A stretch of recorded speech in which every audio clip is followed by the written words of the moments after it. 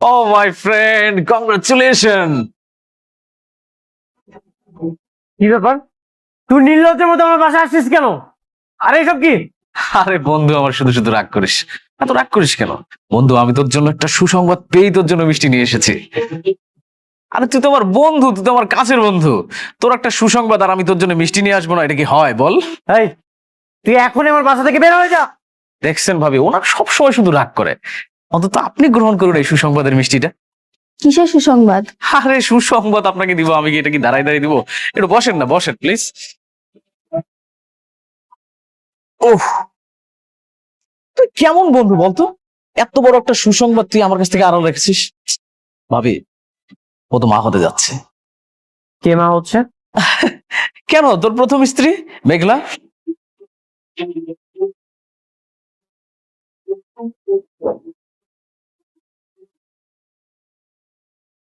শোন, তোর একটা সন্তানের কিন্তু খুব দরকার ছিল। অনেক। উনি যা বলছে সবকিছু কি সত্যি? বৃষ্টি, তুমি কি বলছো এসব? ও যা বলছে সবকিছু মিথ্যা বানোয়াট গল্প। তোমার আর আমার মধ্যে ঝামেলা সৃষ্টি করতে যাচ্ছ। আরে ঝামেলা কেন হতে যাবে? আমি তো মেঘলার নিজ মুখে শুনেছি ও মা হতে যাচ্ছে। এই যে যেমন আমাদের বৃষ্টি ভাবি ছোট মা হতে যাচ্ছে, আমাদের বৃষ্টি ভাবিকে ছোট মা করে ডাকবে। কত সুন্দর ব্যাপার না? আমাকে আঙ্কেল আঙ্কেল বলে ডাকবে, আর তোকে বাবা বাবা করে ডাকবে। তুই বাবা হতে যাচ্ছিস, এত সুন্দর একটা, কত সুন্দর একটা নিউজ, সেটা তুই হারা রাখছিস। রাতুল, আর একটা যদি উল্টাপাল্টা কথা বলিস তোর কিন্তু খবর আছে। তুই দেখছস তুই কতটা ভাগ্যবান? তোর যখন কোটিপতি থেকে রাস্তার ফকির বানাইলাম, তুই কি করলি? বৃষ্টির মতো একটা খোড়া মেরে বিয়ে করলি 1,000 কোটি টাকার মালিক। আর এখন এই মুহূর্তে তোর প্রথম বউ শালিমা বিল্ডার্স 10,000 কোটি টাকার মালিক। তো শুধু টাকা টাকা টাকা টাকা। শোন, আমি বন্ধু হিসেবে তোকে ছোট্ট একটা পরামর্শ দিই। তোর প্রথম স্ত্রীর যে সন্তানটা আছে না, ওটাকে নিয়ে সেই সংসারটা দেখা। কংগ্রাচুলেশন। আমি একটা বন্ধু হিসেবে তো এর থেকে ভালো উপকার করতে পারবো না।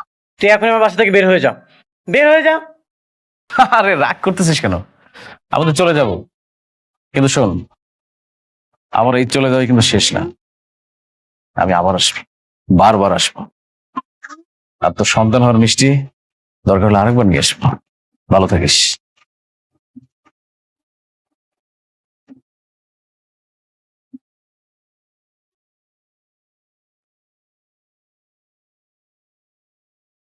সত্যি মেঘলা প্রেগনেন্ট?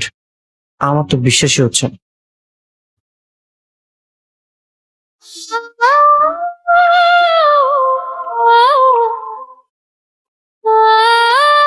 বৃষ্টি, প্লিজ কান্না করো না। কান্না করব না? তুমি আরেক বউয়ের বাচ্চার বাবা হতে চলেছো, তো আমি এটা শুনে কি নাচানাচি করব? দেখো, রাতুল তোমাকে কি নাকি বলেছে, সেটা শুনে তুমি আমার উপর রাগ দেখাচ্ছ, এখানে মন খারাপ করে বসে আছো। আমি তোমাকে বারবার বলেছি তুমি ওকে ডিভোর্স দিয়ে দাও। তুমি কি ওকে ডিভোর্স দেবে না? হ্যাঁ, আমি তোকে ডিভোর্স দিয়ে দিব। আমি অলরেডি ওকেও বলেছি আমি ওর সাথে কোনো সম্পর্ক রাখতে চাই না। তাহলে বাচ্চার কথা এলো কেন? আর বাচ্চা যদি না হয় তাহলে রাতুল জানলা কিভাবে? সেটা তো আমারও প্রশ্ন। মেঘলা নিশ্চয়ই আমাদের সংসারে কোনো ঝামেলা করার জন্য রাতুলকে পাঠিয়েছে। আমি বিষয়টা দেখছি।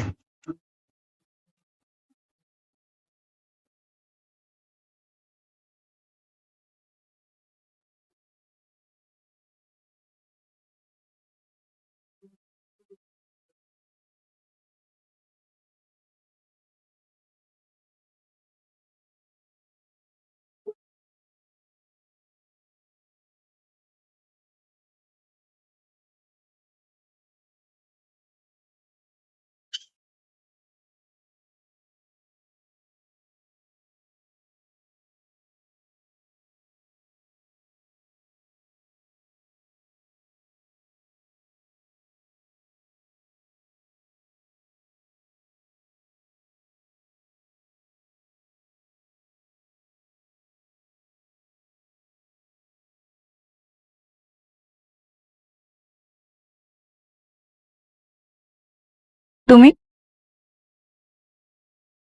প্রতিদিন এদিক থেকে যাওয়ার সময় ভাবি এখানে আমি কখনোই আসবো না, কিন্তু তুমি মাঝে মাঝে এমন একটা কাজ করো বাধ্য হয়ে আমাকে এখানে আসতে হয়। তুমি আইছো কেন? আমি তোমার আইতে কইছি? আমার বড় টেন্ডারটা তুমি রাতুলকে দিয়ে দিয়েছো, কোনো সমস্যা নেই, এটা তোমার একান্ত ব্যক্তিগত ব্যাপার। কিন্তু তুমি রাতুলকে দিয়ে আমার সংসারে কেন আগুন জ্বালাচ্ছ? কি চাও তুমি? সংসার? তোমার সংসারে আগুন জ্বালামো আমি? অনেক বিশ্বাসঘাতকতা তুমি করছো, আমি তোমার সাথে করিনি। হ্যাঁ, আমি বিশ্বাসঘাতকতা করেছি। তাহলে কেন রাতুলকে দিয়ে আমার বাসায় মিষ্টি পাঠালে? কেন বলেছো আমি বাবা হতে যাচ্ছি? কেন এসব মিথ্যা নাটক সাজিয়েছো? আমি কোনো মিথ্যা নাটক সাজাইতেছি না, আমি সত্যি সত্যি প্রেগনেন্ট, আর আমার গর্ভের সন্তান তোমার। কি? হ্যাঁ, এবারও পারলে তোমার চাচা চাচিরে কইও আমার পেটের সন্তানটা এসে নষ্ট করে দিতে। তুমি সত্যি প্রেগনেন্ট? এক কথা আমি আর কতবার কই? হ্যাঁ, আমি অন্তঃসত্ত্বা, আর এর বাবা তুমি, মিস্টার অনিক সাহেব। আপনার কি আর কিছু জানার আছে? মনে হয় নাই। আপনারা চলে যান, কালকে সকালে আমার অফিসে নিয়ে যান।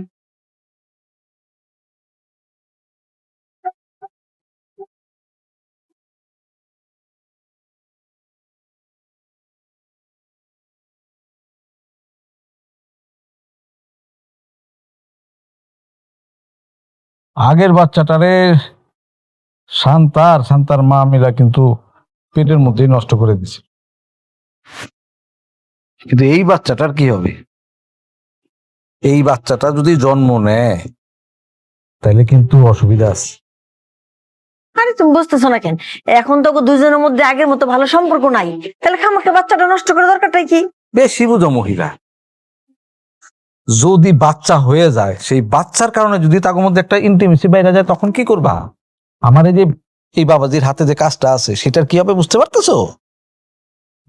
আপনি ভালো কথা বলেছেন। হ্যাঁ, সন্তানের জন্য যদি ওরা আবার দুইজন এক হয়ে যায়, হ্যাঁ, আমার কাজটা যদি ও অনেককে দিয়ে দেয়, হ্যাঁ, তাহলে তো আমি রাস্তার ফকির হয়ে যাবো। একদম। আর সেই জন্যই আমাদের এমন একটা প্ল্যান করতে হবে যেন তাদের মধ্যে যে সম্পর্কটা আছে, মানে খারাপ সম্পর্ক, সেটা আরো খারাপ যেন হয়, কোনোভাবে যেন ভালোর দিকে না যায়। কিন্তু সেটা কিভাবে?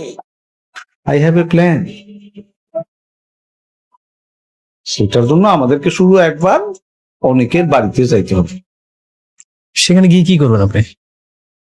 সেখানে যে আমরা কি করব বলার চাইতে সেইখানে যে আমরা কি করে আসলাম সেটা তোমারে বলতে চাই। তবে বাবাজি, চাচার উপরে ভরসা রাখো, আমি তোমার ভালো বই মন্দ করবো না। I trust you uncle. Thank you my বয়।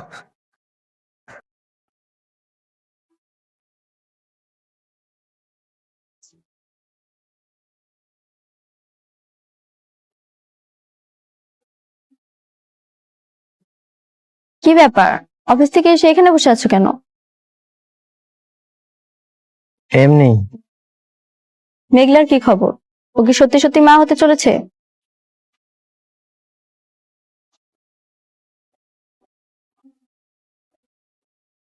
আমি না কিছুই বুঝতে পারছি না।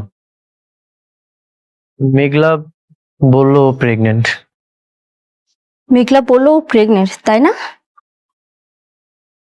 তার মানে ঠিকই তোমাদের ভিতরে ভিতরে সম্পর্ক রয়েছে। শুধু আমাকেই সান্ত্বনা দিয়ে বলেছো তুমি ওর সঙ্গে সংসার করবে না, ওকে ডিভোর্স দিবে। আসলে তুমি ওর সঙ্গেই চলে যাবে, আমি বুঝতে পেরেছি।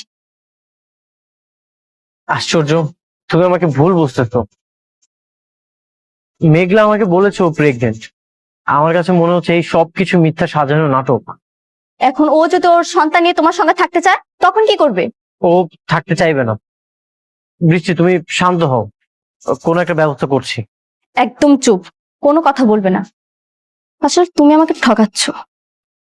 দোষটা আসলে আমারই কপাল পোড়া।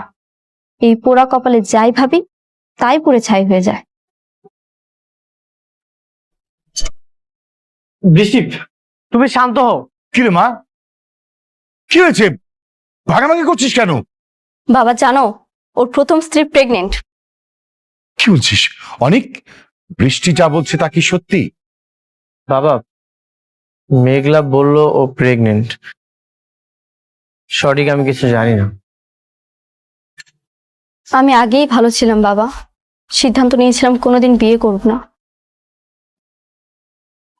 কেন যে ওকে বিয়ে করতে গেলাম, আমার পুরো জীবনটা নষ্ট করে দিয়েছে। প্রত্যেকটা মুহূর্তে ও আমাকে ঠকাচ্ছে বাবা। না না বৃষ্টি, এসব তুমি কি বলছো?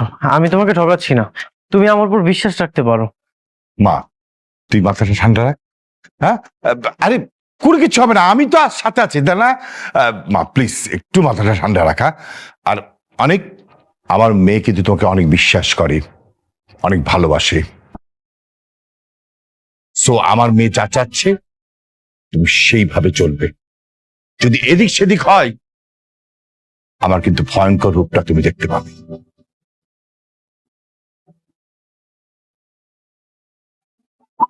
বৃষ্টি, বিশ্বাস করো, আমি কিছুই জানি না।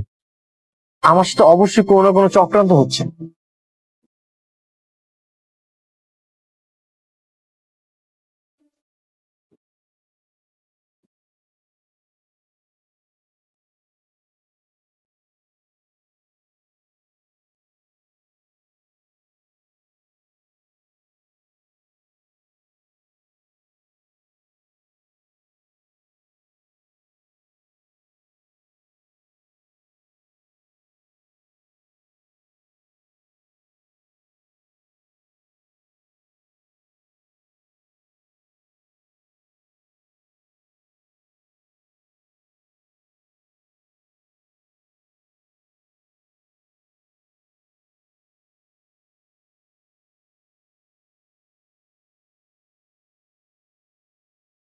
আসসালামু আলাইকুম।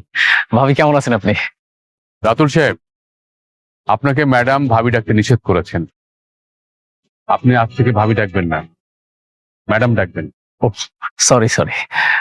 অনেকের কাছে আমি যে মা হইতে যাইতেছি এ কথাটা কে কইছে? আমি বলছি। অনেক যতই খারাপ মানুষ হোক, কিন্তু আমার কাছে মনে হয়েছে যে হাজার হলেও তো ও আপনার সন্তানের বাবা।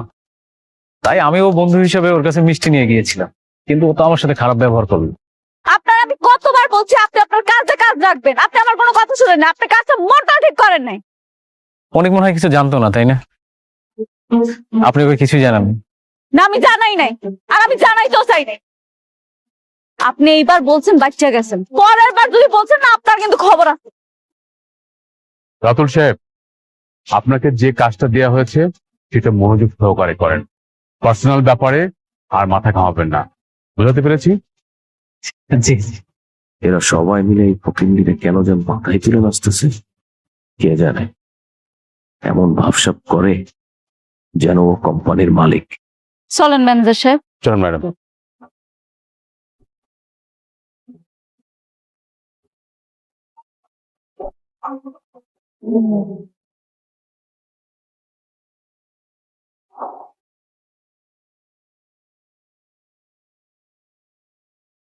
বাবা বাবা বাবা,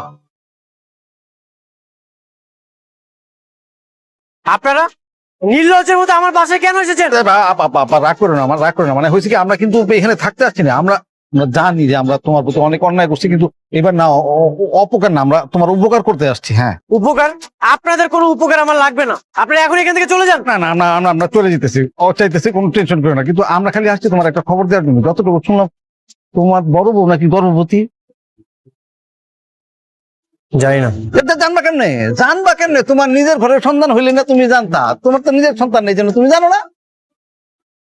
মানে? মানে খুব সহজ, মানে খুব সহজ। তার পেটে যে বাচ্চাটা আছে সেই বাচ্চাটার বাপ অন্য কেউ, তুমি না। হ্যাঁ, কি বলতেছেন? তাহলে এই বাচ্চা কাজ? আরে শোন না, রাতুলের কাছে শুনলাম তোমার বউ আজকাল নাকি নাইট ক্লাবে যায়, আর অনেক পুরুষের সাথে উঠা বসা আছে, তারপর টাকা পয়সার কোনো অভাব নাই।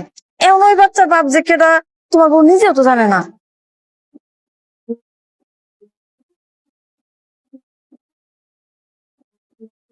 তাহলে কি মেঘলা আমাকে ধোকা দিচ্ছে?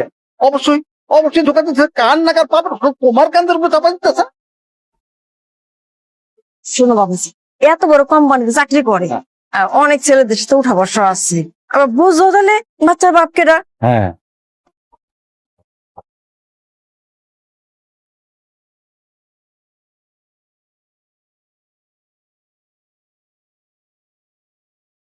কেন যেমন গরিব ফকিনের ঘরে বিয়ে করলা, ঠিক বুঝতে পারতাছি না। এই একটা ভালো কাজ করছো, ওরা রাইখে তুমি যার একটা বিয়ে করছো, একদম ঠিক কাজটাই করছো।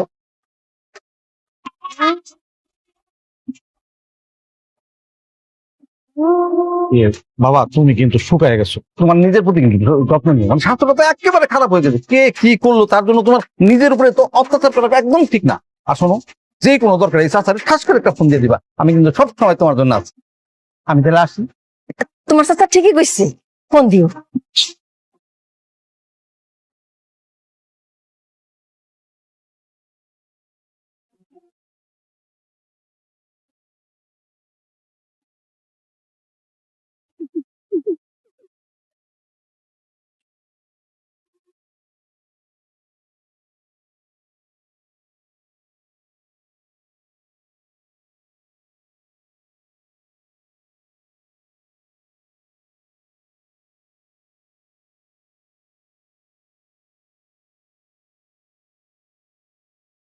আপনার মেয়ে কোথায়?